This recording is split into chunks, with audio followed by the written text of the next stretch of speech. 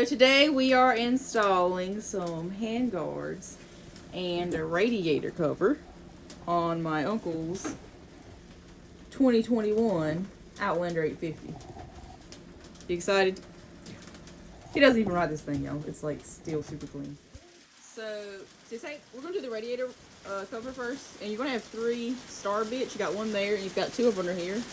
It's gonna take a T27 star bit, if that will zoom in. So go ahead and get that out. These 2 latches on each side, so just pull it up and it pops right on off this side, and pull the other latch off. So once you take those latches off, you're going to pull this cover up like that, and it'll come right off, and you'll just put it up to the side. So go ahead and get your T27 and start taking this out. Put that in a safe place. So you'll have this bolt and this bolt as well you got to take out. So go ahead and undo that. And then this will slide right on out, just like so. So we're going to need this piece off the factory one. Get you a flat head so you can pop it off real good, because you're going to have to reuse it.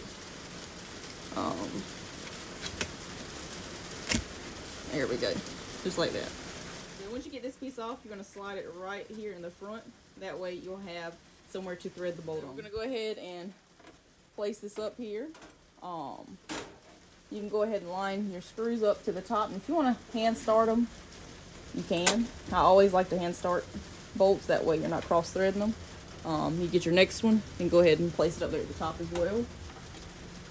That way you can hold the faceplate in place.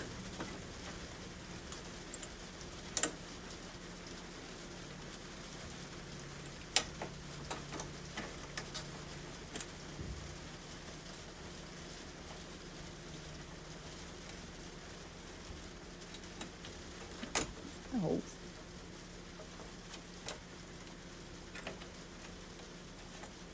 Right.